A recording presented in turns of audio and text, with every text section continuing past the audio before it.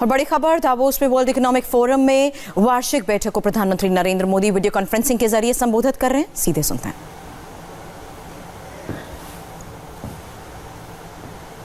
से आंकड़ा उचित नहीं होगा।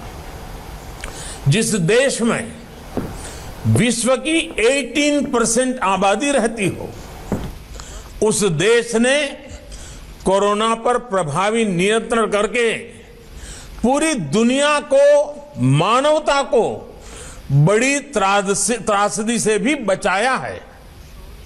कोरोना शुरू होने के समय mask, PPE kit, test kit हम बाहर से मंगाते थे। आज हम न सिर्फ अपनी घरेलू जरूरतें पूरी कर रहे हैं, बल्कि इन्हें अन्य देशों में भेजकर वहां के नागरिकों की सेवा भी कर रहे हैं।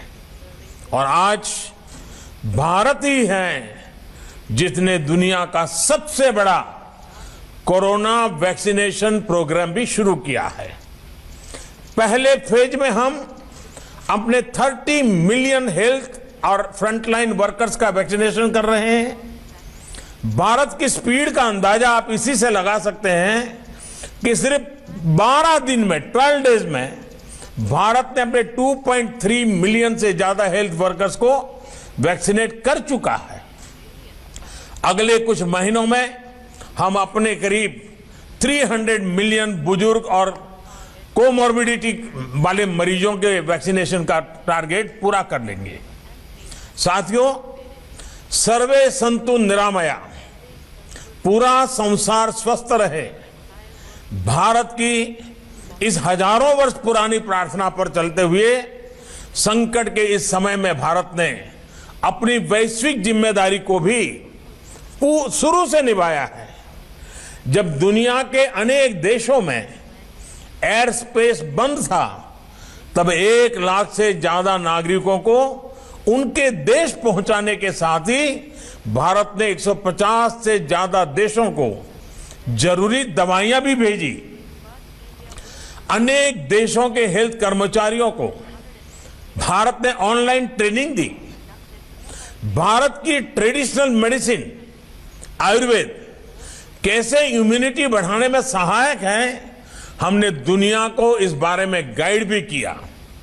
आज भारत कोविड की वैक्सीन दुनिया के अनेक देशों में भेजकर वहां पर वैक्सीनेशन से जुड़े इंफ्रास्ट्रक्चर को तैयार करके दूसरे देशों के नागरिकों का भी जीवन बचा रहे हैं।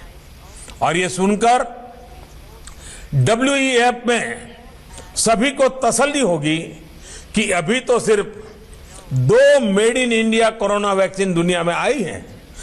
आने वाले समय में कई और वैक्सीन भारत से बनकर के आने वाली है। ये वैक्सीन्स दुनिया के देशों को और ज्यादा बड़े स्केल पर, ज्यादा स्पीड से मदद करने में ये पूरी तरह सहायता करेगी। भारत की सफलता की इस तस्वीर, भारत के सामर्थ्य की इस तस्वीर के साथ मैं दुनिया के अर्थ जगत को ये भरोसा भी दिला रहा हूं कि आर्थिक मोर्चे पर भी स्थितियां अब तेजी से बदलेगी। कोरोना के समय में भी भारत ने इंफ्रास्ट्रक्चर के ट्रिलियंस ऑफ रुपीस के प्रोजेक्ट शुरू करके, एम्प्लॉयमेंट के लिए विशेष स्कीम्स चलाकर इकोनॉमिक एक्टिविटी को बनाए रखा था। तब हमने एक एक जीवन को बचाने पर जोर दिया। अब भारत एक एक जीवन देश की प्रगति के लिए पूरे जी जान से जुट गया है।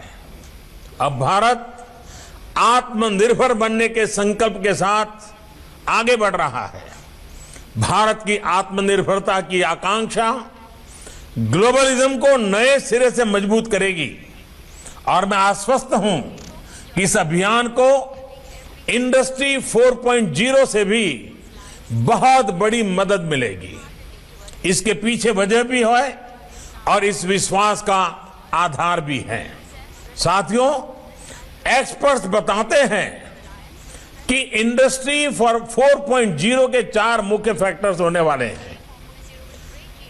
कनेक्टिविटी, ऑटोमेशन, आर्टिफिशियल इंटेलिजेंस या मशीन लर्निंग और रियल टाइम डेटा।